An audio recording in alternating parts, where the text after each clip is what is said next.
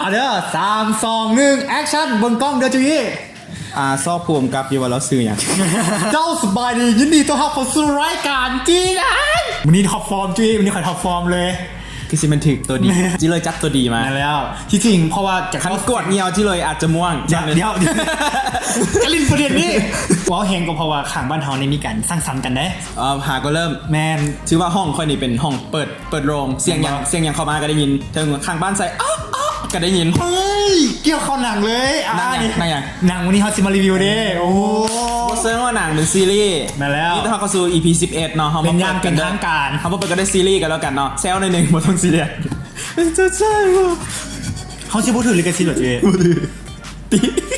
เอาเป็นว่าเขาเรื่องเขาเล่ากันเลยเขาจะมารีวิวหนังขอเกินก่อนได้ป่ะเกินจังไหนจิเลยเป็นเจ้าไปใส่มาภายในเดือนหนึ่งที่มาปล่อยคลิปแบบนี้ค่อยนั้นค่อยไปกำกับ MV มาว้าวอีมีนั่นสิอีมียังเกาะออมได้ไอ้ไปซูมว้าว Welcome to party tonight เข้ามาคืนนี้ dancing นำกัน have fun alright all boys sexy มาพี่เมามอนำกันไวๆ you don't worry I'm happy เมาแรปโบคีพวกไงมาส่งใครเห็นสเปเชียลเอฟเฟกต์ก็ว่าซื้อจิโร่หรอกครับแม่นบอกซื้อจิโร่รู้สึกว่าหน้าตาคุณคนแถวนี้บอกแม่นคมโลหนังห้องในให้เพลงกับคุณแม่นบอกใครก็มาอยู่แม่นแต่มันจะตุ้ยขึ้นหน่อยนึงใครงงว่าเป็นอย่างเคือนแต่ว่า100,000 วิวแล้วได้งัวคอนเทนต์งงมาจีหนังกูยังมอด1,000 วิวจังผมไปอย่างเฮาเน้นคุณภาพเนาะข้อมูลแต่ละ EP นี่แบบมัวทุกคลิปเลยมัวจัดประหลัดบอกเมื่อที่เรามารีวิวซีรีส์2 นาทีสุดที่เขารายการนี้ซีรีส์ที่กำลังมาแฮงที่สุดในอาทิตย์นี้เลยแล้วก็เป็นอีพิโซดแรกเนาะที่เราจะมารีวิวหนังที่เป็นซีรีส์นั่นเองเพราะว่าค่อยกันใส่มือเคิงแต่โบนัสเขาจิลอยมือเดียวเลยเพราะมันมือเดียวคืนเดียวเบิ่งแบบบ่รับบ่นอนเลยเพราะว่าแบบวิลิกูด8 ตอนหลายคนก็สิดาว่าหนังเฮี้ยอย่างสูงมึงคือพวกเขาซื้อเลยนี่คือมันซื้อหนังว่าอัน The Naked Director ออกเสียงผิดขออภัยเนาะแต่ว่าซื้อไทยก็ประมาณแบบบ้าโปรวยอย่างประมาณนี้เขามาเข้าเรื่องเขาเล่ากันเลยก่อนนะคือหนัง The Naked Director หรือว่าซื้อโปบ้ากล้ารวยซึ่งหนังเรื่องนี้กับฟังแต่ซื้อกับฮู้แล้วว่ามันเป็นเกี่ยวกับวงการ AV การ AV เป็นวงการที่ขับเคลื่อนเศรษฐกิจของญี่ปุ่นแมนแล้วเนาะเจ้าฮู้บอกว่าตะกี้มันสิมีวิดีโออยู่2รุ่นนะคือ VSS จะเป็นกระแสดำโดยแล้วก็อีกอย่างก็มันซื้อ Beta Max เคยก็บ่เคยเห็นมันเป็นจังไดเจ้าฮู้ว่าเป็นอย่าง Beta Max จริงๆย้อน Beta Max บ่ยอมให้หนัง AV เข้ามาอยู่ในเครื่องของตัวเองแต่ VSS ยอมให้หนัง AV เข้ามาอยู่ในก็เลยสนะ Beta Max เจ๊งไปเลยโหดบ่ล่ะ AV มันมีผลในการขับเคลื่อนญี่ปุ่นแม่แล้วโดยยุคสมัยช่วงปี80ต่อช่วงปีเริ่มต้นตะกี้เขานะพิงค์ฟิล์มแมนพิงค์ฟิล์มเป็นอย่างชายตาคือว่างเปล่าใช่ไหมไปท่าเข้าอยู่ที่ไปท่าเข้าอยู่ขั้นขึ้นหาญี่ปุ่นเนาะก็จะมีอยู่คือ1การ์ตูนวัฒนธรรม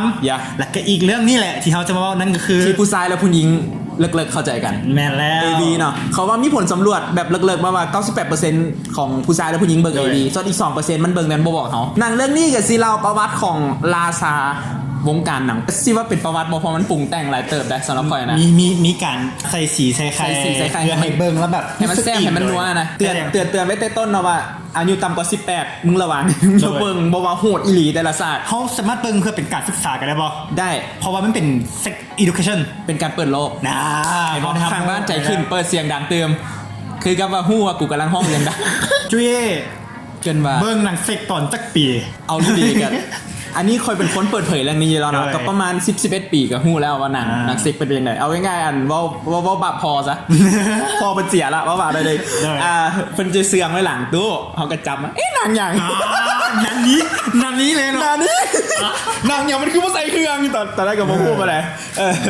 ของค่อยก็น่าจะซ้ำๆจุ้ยมันจะเป็นแบบว่าโมน้ำกันแบบมีโทรศัพท์แล้วแต่โมผู้นี้จะแบบว่ามักรถหนังที่รู้สึกคือเปิดแฮงแล้วแต่ยุค 3GP แมนเขาเล่าจะโหลดเป็นโทรศัพท์หลายเรื่องเขาเลยเขาก็งงว่ามันหยังแบบคุณยิงกับผู้ชายอย่างคือแบบแค่เครื่องไม่เข้าใจเลยสินะดังนั้นก็เลยฮู้จักหนังตอนนั้นในสมองยังฮู้สึกว่าคนมีลูกกันย้อนเงียวใส่กันเขาจะมาเข้าเรื่องนั่นคือการเล่าประวัติของหนังเรื่องนี้จะเป็นการเล่าประวัติของขอเลือกตาเบิ่งซื้อก่อนโทรุมุรานิชิโดยการเรื่องราวก็เป็นจังไดเลยทำอ๋อเลยโทรุมุรานิชิเนี่ยเราเป็นคนจังไดทำอิทำอ๋อเราเป็นพนักงานทั่วไปแหละทีเพราะห้องพนักงานเซลล์ เกินก่อนว่าปี 80 คือเป็นช่วงธุรกิจญี่ปุ่นรุ่งเรืองที่สุดเฟื่องฟูทุกอย่างแบบขายได้เนาะแต่พระเอกกาดขายยังก็บ่ได้ต่อเลยพระเอกชีวิตเป็นยังไงก่อนจิเลยลันทดขนาดใด ทั้งโทษนอนแล้วแบบอะไรแต่อยาก อะไรแต่อยาก ดิ้นรนเพื่อสู่ชีวิตเพื่อจะแบบว่าแล้วไปเฮียนกับเซลแมนผู้หนึ่ง ก็จนได้วีซ่า อ่า วาทศิลป์มา โอ้นั่นแหละ สำคัญวีซ่าวาทศิลป์นะ แม่น แบบ จะลองนิดนึงดูคุณเดียวใครอาจจะติดใจเจ้าเดี๋ยวสิผมได้ว่าอีกสัก อันนี้เขาได้เรียนมาจากมูรานิชิ แต่อยูดีบริษัทกับเจ๊งกันเนาะจิเลย แล้วยูไปถึงเจ้งเอาซื้อ เขา แล้ว กับ วันนี้ โบบอกไปเบิ่งเอาประมาณนี้เราก็ได้หาอาชีพใหม่แต่ว่าเรายังมีอาชีพมีวีซ่าที่โตคือวาทศิลป์นั่นเอง แล้ววันนี้บังเอิญเราไป โซสตาร์นำพา อ่า ไปเจอกับหมอแบบ อีกผู้หนึ่ง โบเจอซีคือกันเพราะว่า แม่นแล้ว เบิ่งเพลินแฮงจนโบสามารถโฟกัสซื้อไปได้เลย แม่นแล้ว อันคอยโบพูดคอยแบบมันอย่าหลาย8 ตอนการ เมื่อนั้นเป็นอย่างจุ้ย มันขัด การเบิ่ง8 ตอนซ่อน โอ้ยสุดยอด มาแล้ว อันแล้วไปเจอกับอีกคนนึงแต่สิเป็นคนนั่งจะสิเป็นแบบขายหนังโป้ด้วยเสียงสมัยก่อนมันจะเป็นเสียงสินะ เพลงแรกจุกคือเบิ่งไม่ฟังเสียง ฟังเสียงเอาไปขาย ฟังเสียงกันเอา แล้วกับผู้ชายอันนั้นแขนเอลคือเขาก็ต้องแบบด้วยเสียงอย่างประมาณนี้ยุคนั้น จุกคือชำนาญเนี่ยเมื่อกี้นี่ ค่อยไว ได้แค่ธุรกิจเกี่ยวกับพวกหนัง ธุรกิจวารสารยุคนั้นก็คือว่าตอนนั้นมันยังบ่มี VHS เขาคิดธุรกิจเกี่ยวกับแนวนี้ ก็เลยไปได้ดีซึ่งเรื่องมันกับศิลาว่าหลังจากเขามีธุรกิจที่ดี แน่ มัน แล้ ก็ ว ราบรื่นเพราะว่ามันมีเจ้าใหญ่คุ้นไว้เรื่องนี้ มันจะมี เจ้าใหญ่เจ้า เห็น หนึ่ง ไงที่เตะตัดขาเขาเสมอเพราะว่าเซ็ตธุรกิจอย่างกะยาเขาเป็นสตาร์ทอัพมันจะเตะตัดขาเลย แล้วมันจะมี ซึ่งมันคุ้นกับแถวนี้ เดี๋ยว ซึ่งกับเป็นการแบบต่อสู้กันนะแล้วหนังมันมีความเปื้อนนะเปื้อนหนังเรื่องนี้เปื้อนถึงขั้นแบบวูฟออฟวอลสตรีท หน่อยหนึ่งกินอาย วูฟออฟวอลสตรีทอายไปเลยความมันเปื้อนนะ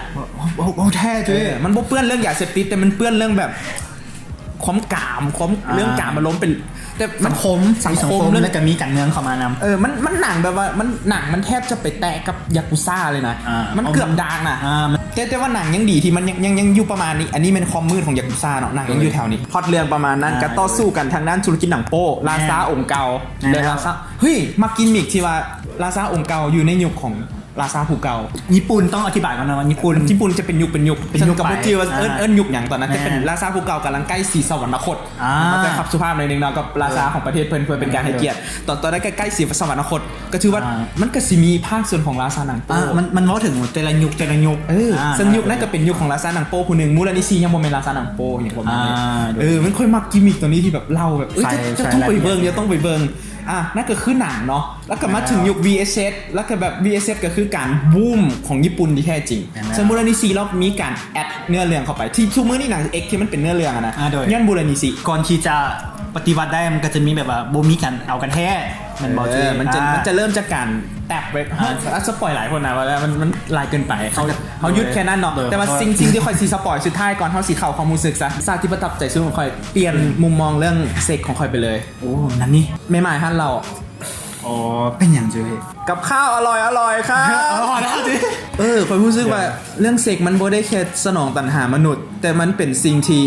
เยียวยาจิตใจมนุษย์ได้ในบางช่วงเขาเบิ่งเรื่องเซ็กเป็นสิ่งที่สวยงามได้ถ้าเขาเปิดใจหลายพอเขาจะสามารถเบิ่งเรื่องเซ็กเป็นสิ่งที่สวยงามและเป็นศิลปะได้บ่เป็นการเอากันไปวันๆนั่นแล้วภาษานั้นแบบอินเลยแบบเขาแบบภาพแบบถ่ายทอดได้ถึงอารมณ์มิลิแต่ว่าทรงพลังเนาะทรงพลังแบบไหวผัว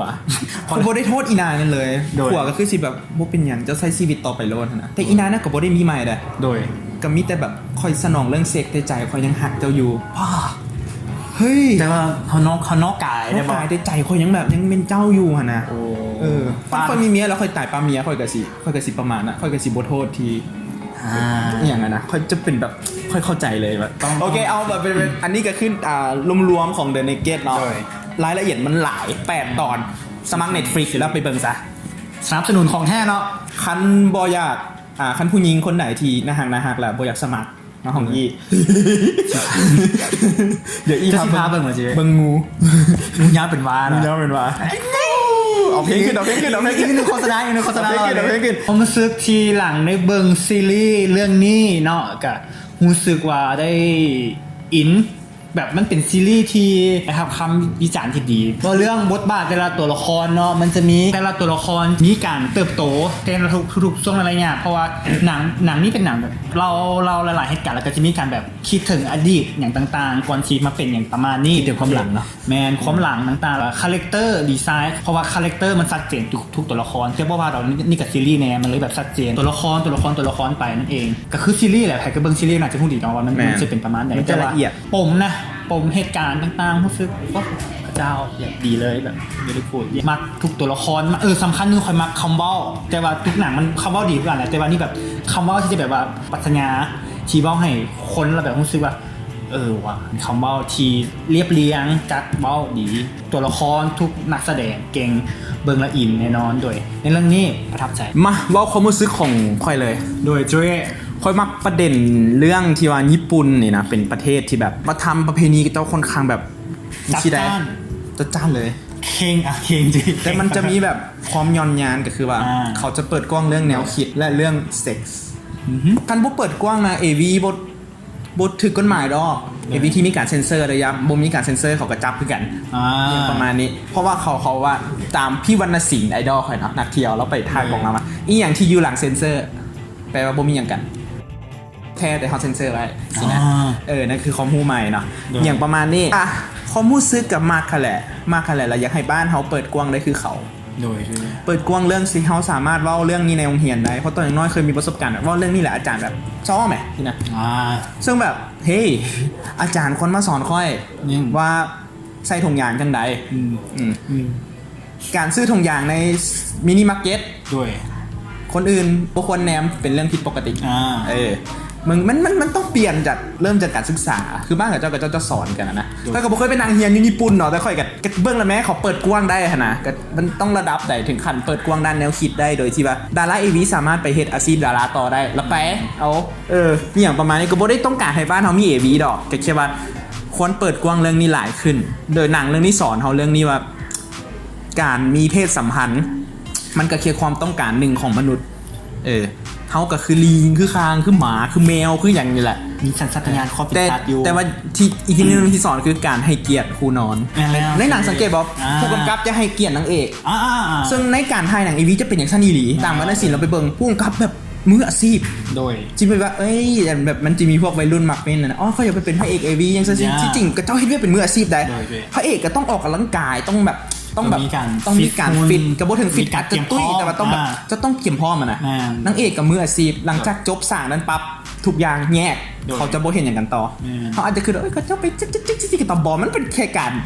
นักแสดงเป็นเวียเนาะเป็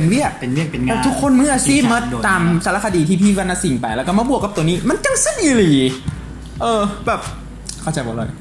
มันมาความเป็นจริงก็คือเขาสอนให้เกียรติครูนอนอย่างประมาณนี้ซึ่งบ้านเขาแบบเป็นอย่างต้องยิ้มจะคุยกันมันคือมึงอินนะเจสักคนมาแล้วนี่แหละวิธีคนแบบห้องผู้ฟังที่ดีเขาจะเฝ้าแบบโปป้าเลยนะซึ่งบ้านเขาแบบมันยังเป็นปิดกั้นเรื่องนี้ค่อนข้างหุ่นแท้ยังวัฒนธรรมเขายังแบบว่าคือแบบเป็นเรื่องที่แบบยังบุหรี่บงงานมันบุหรี่มันได้มันต้องรักษานวลสงวนตัวจนพ่อแต่งงานซึ่งทางที่ดีก็คือบ่ต้องบอกให้มันบ่ต้องไปเฮ็ดมันห้ามบ่ได้เจ้าเฮ็ดเนี่ยอย่างซะมันเป็นสิ่งสวยงามลูกเจ้าเกิดมาจากอย่างเอาไหมคอยเกิดมาจากอย่างที่เลยเกิดมาจากอย่างโดย